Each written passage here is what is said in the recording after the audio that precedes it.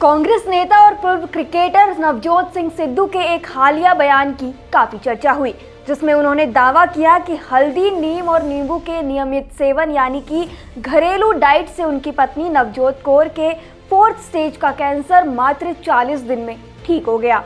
I really feel proud that Noni has been declared clinically cancer free today.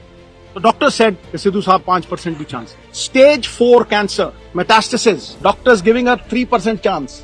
किस तरह से वहां से 40 दिन में वापस आई।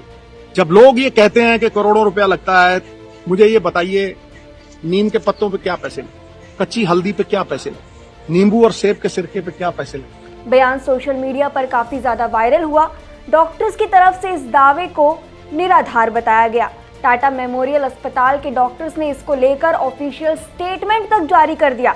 तो वहीं अब छत्तीसगढ़ सिविल सोसाइटी ने लेटर लिखकर 850 करोड़ रुपए का नोटिस भेजा है, जिसमें सिद्धू को अपनी पत्नी नवजोत कौर सिद्धू के कैंसर इलाज से जुड़े दस्तावेज 7 दिन के अंदर जमा करने को कहा गया है। ऐसा ना करने पर नोटिस में 850 करोड़ रुपए के मुआवजे की भी मांग की गई है। सिद्धू के बयान के बाद एक बार फिर एलोपैथिक और आयुर्वेदिक के बीच जंग छिड़ गई है। विवाद बढ़ते देख सिद्धू की ओर से सफाई भी पेश की गई। पूरा माजरा क्या है, चलिए आपको बताते हैं कि आखिर इस चीज की शुरुआत कहां से हुई। सबसे पहले आपको बता दें कि छत्तीसगढ़ सोसाइटी के संयोजक डॉक्टर कुलदीप सोलंकी ने इस बाबत कहा कि नवजोत सिंह सिद्धू ने अपनी पत्नी नवजोत कौर सिद्धू का 40 दिन में कैंसर की 4थी स्टेज की बीमारी खत्म करने का दावा किया है। सोसाइटी ने कहा कि ये दावा कैंसर मरीजों को भ्रम में डाल रहा है। इसके कारण लोगों का एलोपैथी दवाइयों से भरोसा उठ रहा है। ऐसे में अब अपने बयान को लेकर सिद्धू की तरफ से सफाई भी जारी की गई है। सिद्धू ने अपने स्टेटमेंट का बचाव किया और कहा कि हमने जो कुछ भी किया है वो डॉक्टरों की सलाह से ही किया है। उन्होंने अपने ऑफिशियल एक्स हैंडल पर एक वीडियो पोस्ट किया है, जिसमें उन्होंने बताया कि मेरे घर में खुद ही डॉक्टर हैं, हमने जो कुछ भी किया है वो डॉक्टर की सलाह से ही एक सहयोगी प्रक्रिया में किया है। आज मैं डाइट प्लान सरबत के भले के लिए रिलीज करने जा रहा हूं। इससे पहले मैं ये कह दूं कि मेरे लिए डॉक्टर भगवान का रूप है और प्राथमिकता हमेशा डॉक्टर की रही है। मेरे तो घर में डॉक्टर है भाई, वो तो सुनती ही नहीं है बगैर डॉक्टर के। तो हमने जो कुछ भी किया है वो डॉक्टरों की सलाह के साथ एक सहयोगी प्रक्रिया में किया है। और मैं ये कह दूं कि इस डाइट को बनाने में मेरा कोई योगदान नहीं है। मैं तो पढ़ाई करके जो बड़े बड़े एमिनेंट डॉक्टर्स थे उनकी जो ऑब्जर्वेशंस थी उसी को संग्रहित कर चुका हूं। और सबसे बड़ी बात है कि ये मेडिवल एंशिएंट आयुर्वेदा साइंस, उसके साथ योशिनोरी जो जापान के बहुत बड़े डॉक्टर हैं जिनको ऑटोफेजी पे नोबेल प्राइज मिला है, वो फास्टिंग की बात उन्होंने की है कि किस तरह से फास्टिंग हेल्प करती है। और दुनिया के बड़े बड़े जो डॉक्टर्स हैं ये उनकी ऑब्जर्वेशंस को इकट्ठा करके नोनी के लिए एक डाइट चार्ट बनाई थी और ये भी डॉक्टर्स की सलाह के साथ ही उसे इम्प्लीमेंट किया।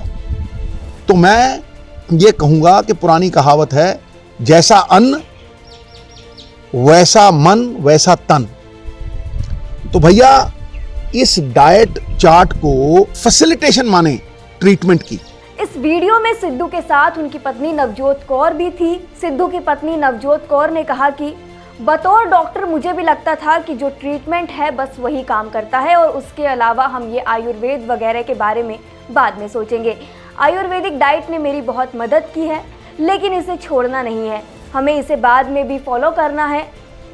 एज अ डॉक्टर मुझे भी लगता था कि ट्रीटमेंट जो होती है ट्रीटमेंट वो ही काम करती है और उसके अलावा ये आयुर्वेदा वगैरह बाद में सोचेंगे, बाद में देखेंगे। क्योंकि मुझे लगता था मैं बीमार हूँ, ऊपर से आप मुझे कौड़ी कौड़ी चीज़ें दे रहे हो और खाने नहीं दे रहे प्रॉपरली।